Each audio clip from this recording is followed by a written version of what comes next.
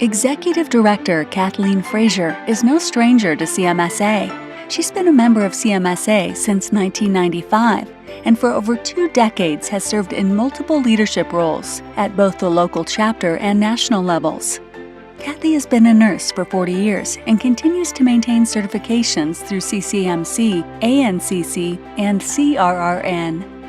Her CMSA grassroots involvement began with a commitment to the Houston Gulf Coast chapter, who supported her growth in case management. She gave back by not only serving 5 terms as president, but participated in every committee imaginable. The chapter has honored her with their Case Manager of the Year award and more recently with their Lifetime Appreciation Award. Joining the CMSA National Board in 2008 as the chapter president's council rep, Kathy continued her national commitment on the board from director, president-elect, and president before embarking on her dream career as CMSA's executive director. Over the years, she has also served on many committees and task forces, including co-chairing the 2016 Standards of Practice Revision Task Force. Additionally, Kathy has volunteered in several roles on boards and committees for many leading healthcare organizations.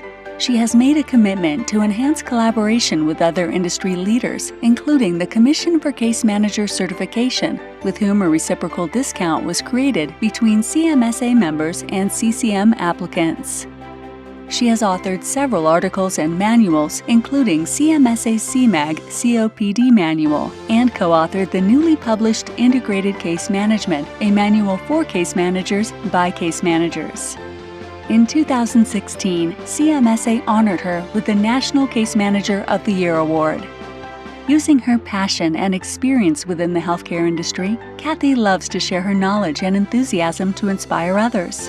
She has a strong focus on CMSA members and chapters and a mission to encourage others to achieve new levels and support one another. Henry Ford may have said it best, "If everyone is moving forward together, then success takes care of itself." Since becoming CMSA's executive director, she's had the honor and privilege to travel and present to almost 50 chapters worldwide through CMSA's Ambassador Program, along with other speaking engagements. She not only supports the work of the local chapters, but desires to understand the needs of the members and helps them make a difference in proving that case management is the solution to improving the healthcare system. Kathy works closely with the CMSA board to look for opportunities to increase the value of membership and create additional resources and solutions to be made available for those seeking education and connection with others. Kathy attributes the ability to devote so much time to CMSA through the love and support of her family, especially her husband David of 33 years. At this time, Kathy would like to recognize her mother, who is her true mentor, for supporting her to become the person she is today. Kathy considered her mom a best friend, and it has given her great joy to spend time with her mom over the years. Kathy's favorite author quotes it best, "How lucky am I to have something that makes saying goodbye so hard?" Winnie the Pooh. It is with our greatest pleasure to bring to the stage CMSA's Executive Director, Kathleen Fraser.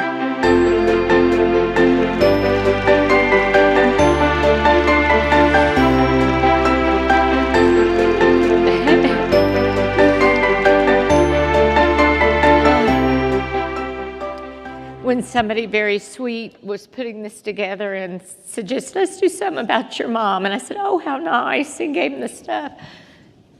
I didn't think about this doing this to me. Okay, and anybody coming in and way in the back, we've got lots of empty seating up front. Please come on down. Let me get a little water to start. I want to begin with one group that got missed yesterday that we're recognizing. Oh my God.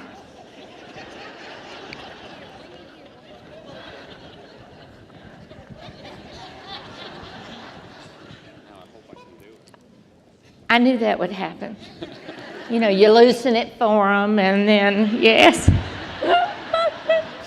Thank you, Eric. Our international attendees, can y'all stand and we can give a big applause? International. Yay! I say we have the UK here, we have South Africa there. Next year, Chris, you need to bring a flag. Look at that. They one-upped you. Oh, it's in his heart.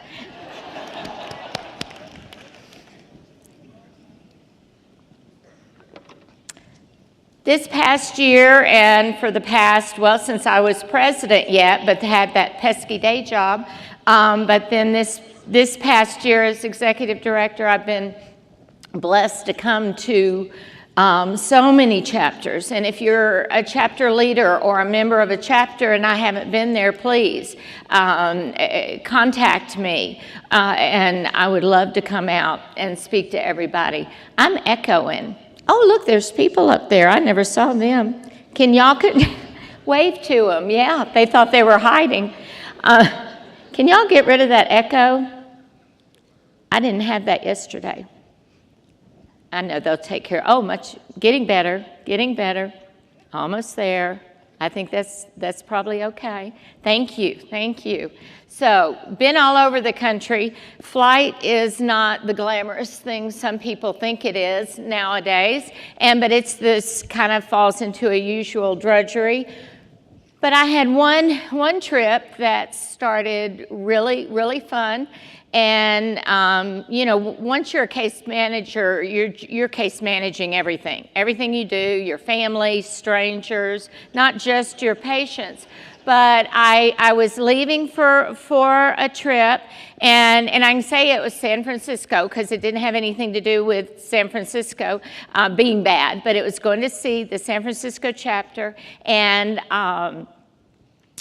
get in the car, heading out on time, and not usually I'm racing to the airport. Actually was going to be okay, and right when I get in the car and it's all loaded, I see a message come up that the flight had been delayed an hour, and I know not to go inside or I'll then get delayed and start on emails.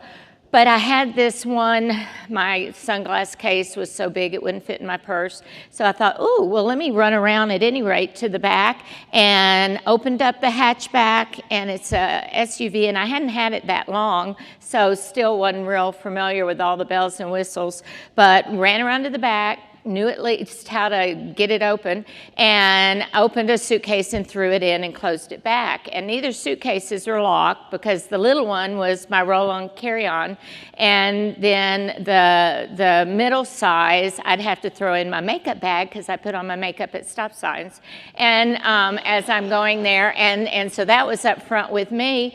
But so then I thought, boy, this is going to be great. I don't have to speed, and et cetera. And so driving on out, and in the back seat, I had a bunch of clothes. My mom had just been discharged from the hospital back to her assisted living, but was then put on hospice, and they had some boxes. Well, initially, actually, walk in and beat the ambulance. I left right when they did, but I beat it and walked into her room, and luckily have a sense of humor, and I'm a nurse and a case manager. The aides were so proud of themselves that they had found boxes and emptied her room totally, all her clothes into the boxes, and said, oh, we're all set for you to take all of these home. And I opened up the closet and the drawers, and I said, where are her clothes, the rest of them? Well, she's on hospice. So we packed everything on up for you. And I just...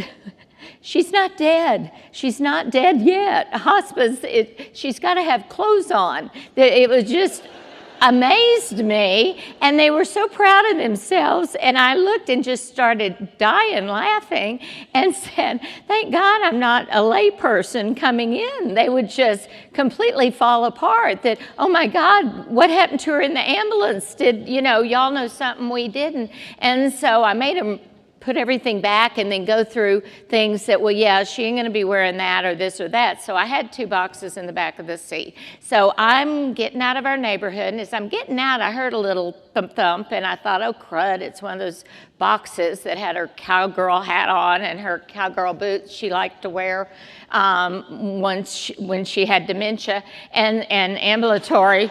And so I've still got a pink cowboy hat if anybody would like it. And so I'm not going to wear it, but I know somebody will. At any rate, so then I keep on driving. I'm thinking, oh, this is great. I'm just taking my time. And I get on Interstate 10, and suddenly I'm hearing like whooshing sound.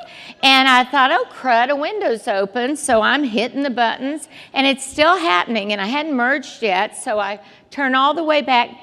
My hatch was wide open. So the whole butt of the car is wide open. I thought, oh my God, please don't let me have lost the luggage. So I get off right away and pull into, there was a car dealership, pulled into, barely went in, or you get attacked, you know, to sell me a car. And so I didn't have time for that. And pulled in there and walked to the back, please, please, please. 4-letter word. Empty back, totally empty back. So I closed it, though really didn't need to anymore. And it couldn't have been my mom's cowgirl hat and the boots, you know, that don't fit me. It had to be my suitcases.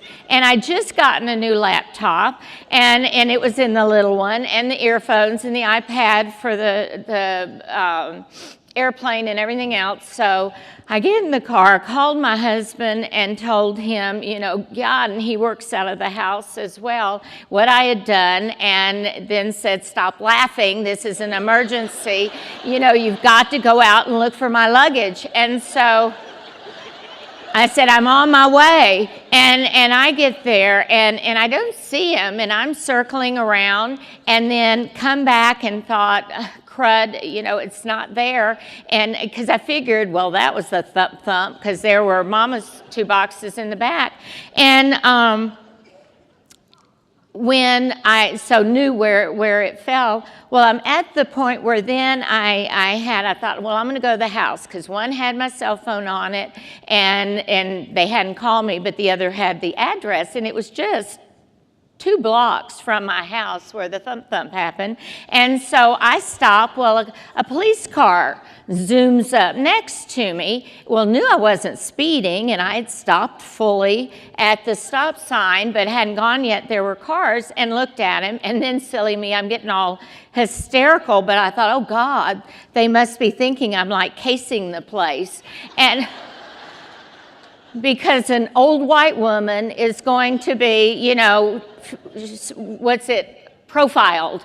And I'm thinking, this is what it feels like to be profiled. And I really was thinking that. So when I rolled down the window, because he rolled down the window to holler at me through there, and I then looked out thinking, I said, no, I'm not up to anything. I lost my luggage.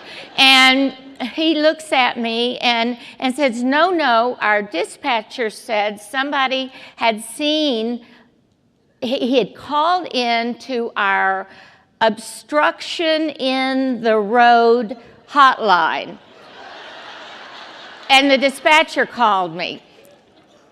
For once, I thought, don't talk, because what wanted to come out is, who the heck has that on their cell phone to know that number? I've never even heard of that, of an obstruction in the road hotline, my God, and then to be able to know the number, to just zoop, here we go. And so I kept my mouth shut, but I waited, and he said that, and he said, but nothing's there, I've circled as well, and he said, I actually talked to your husband, he had stopped me, and my husband stopped him, and then he stops me. And so I said, well, let me run to the house. Maybe they've called there or come by the house with the luggage. And so he wanted to follow me, and so he followed me there, get out. David came out, said, no, haven't seen anybody. And truly, hand to God, this cop talked more than me. Finally, it was just him and David. Really, and David's real quiet, and they're both. I finally said, well, y'all are going to have to excuse me. I got to go pack. I've lost my hour now, and I got to go pack. So I threw stuff in there real quickly, and purposely in then carry-on, the next size up carry-on. So, because I knew now I'm probably going to be late and racing in. Well, I did. I had to race to the airplane. I did make it, and they hadn't quite shut the doors yet, but they were kind of getting ready. Well, also as a side, I knew I was number 1 on the wait list for an upgrade, and I checked, no, you know, but go ahead and sit down. If it's available, they will come tell you. Well, I did notice one empty seat in first class, but I go on back and midway, and I look, well, there's somebody sitting by the window. Well, doesn't everyone know I always have a window seat? And so this woman's there with her daughter, which then you'll see why, little Susie. And she, I said, oh, ma'am, you know, that's my seat. And she goes, oh, little Susie likes the window. Little Susie's 18 months maybe, somewhere in there. And so I'm, you know, I worked the ER for years, L&D. I'm real used to, I can keep stuff inside, I'm like, but outside. And so I looked at her, and I'm inside thinking, well, little Susie's going to be crawling all over me if I'm at the window, probably. And so I didn't want to disturb a mom. So I said, okay, well, that's okay. And so I sat down by the aisle. I mean, that's certainly going to kill me. I've already had a really, really cruddy morning. And there was an empty seat, and she said, yes, I bought this seat for little Susie, but little Susie's on top of her, but that's okay. And I thought, well, that's good. Then they're kind of more over there. But I looked down, and there's this carry-on on the floor there. And I said, well, they're going to make you, because they were coming around, checking the seats and starting to close the bins, but the door was still open up front. And I said, do you want me to empty that or to put that above, because they're not going to let it stay there? She said, no, I have to have that, and there's things in it. And I mentioned, well, then, you know, you maybe want to go ahead and get the things, because she said, well, yes, they're little Susie's things. And so I said, well, go ahead and get them, and so I'll stick that up above, because she's getting close. She's only about 10 rows away, and so she reaches down, opens it up, pulls out a potty seat, a potty chair, training potty chair seat, puts it in the center of the seat. True story. Pulls the seat belt, because the back then has a little thingy there so little Susie can rest, and while she's doing her business, and she's explaining that little Susie she potty trained very early for a child, but she'll have an accident, and she don't want to take the chance and have to go all the way back, and there might be a line, so she's doing it right there. It truly was like an out-of-body experience. I felt my hand come up, and it's truly, I can like see it going. And then finally, because I'm trying to keep the Irish still down here, and I said, no, no, and Price said no 10 times. We're not doing that. We are not doing that here.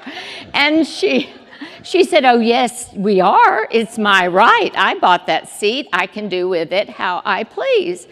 And I went, no. I said, I'm not going to go into the day I've had to get here. I said, but the way it's going now, I assure you, we hit turbulence. Little Susie's making's going to be on me.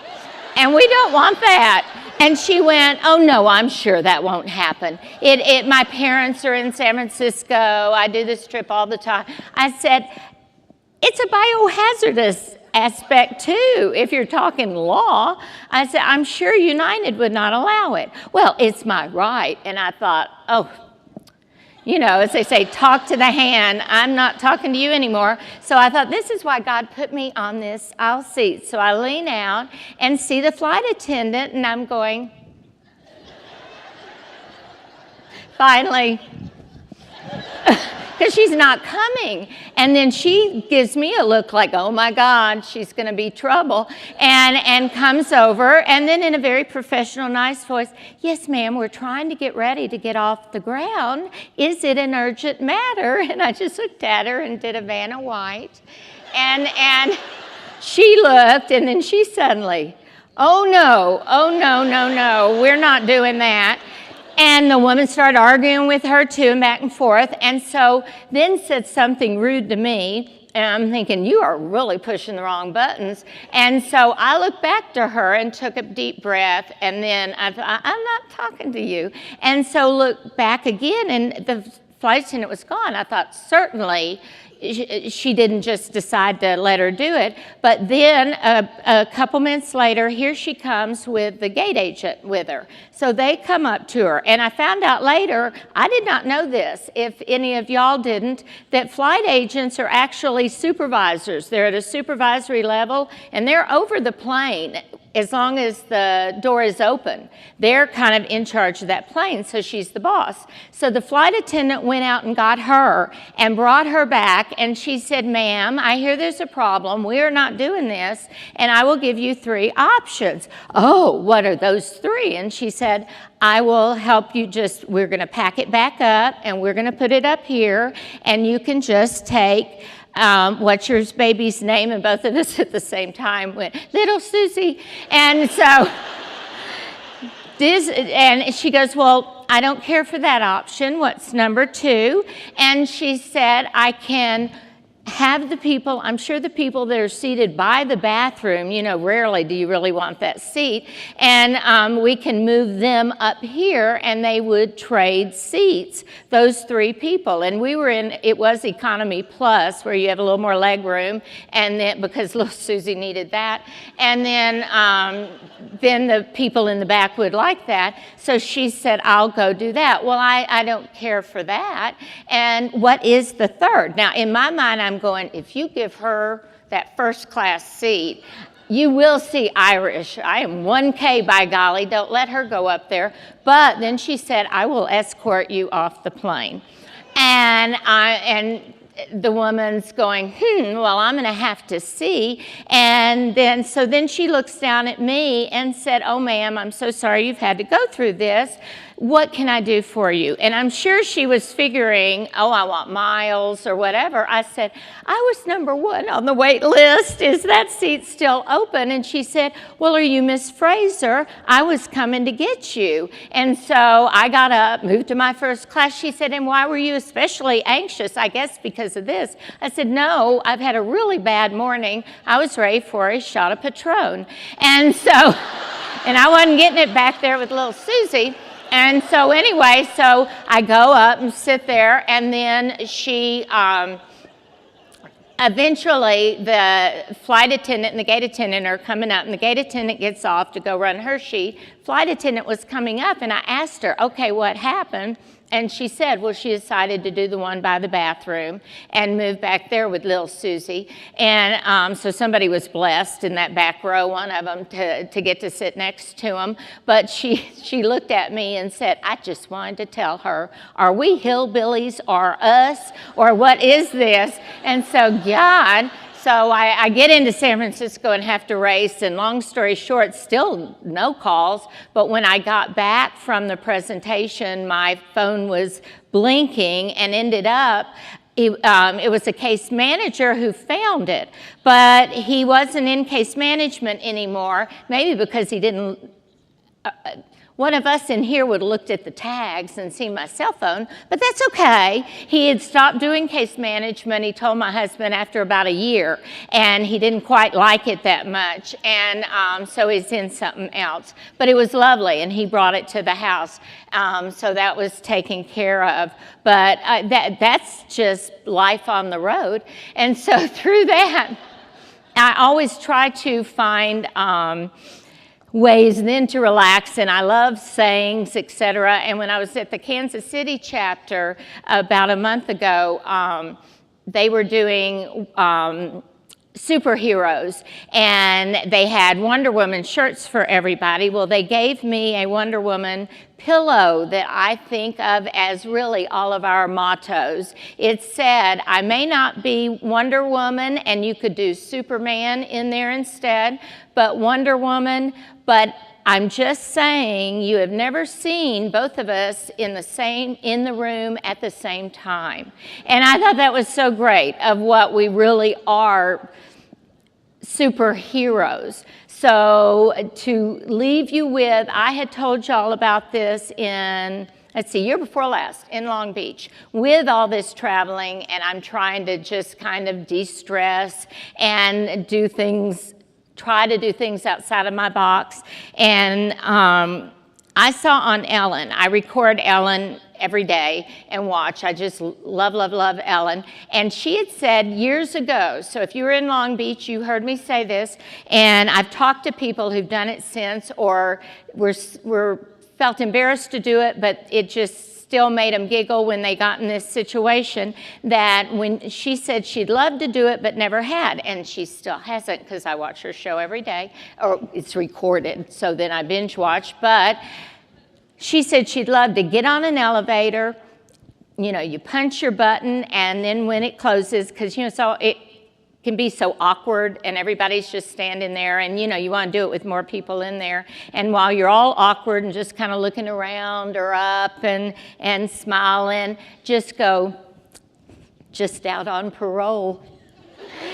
And so I've truly done that. And it's funny because you've got people suddenly, you know, a few people kind of look and smile but not do anything, and you know they're wondering. And then I have truly had people where I saw them punch floor 21, and because you're at the hotel, and suddenly they're punching 8 because we're not up there yet, and they get off and give me a little smile. So try that. Like I said, some people in Long Beach tried it, and a couple of people came up and said that, yeah, it made them a little nervous, but it made them smile just thinking about it. So give that a try.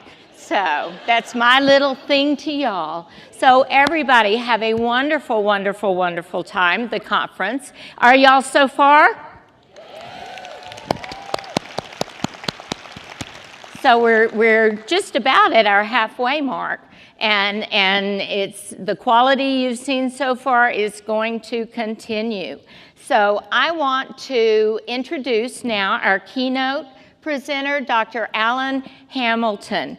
Fabulous surgeon. You'll see his wonderful bio, and Miss Becky Perez actually brought his name to us, that she had read his book and just thought it was amazing. And so here's to meet first with the video, and then the man himself, Dr. Alan Hamilton.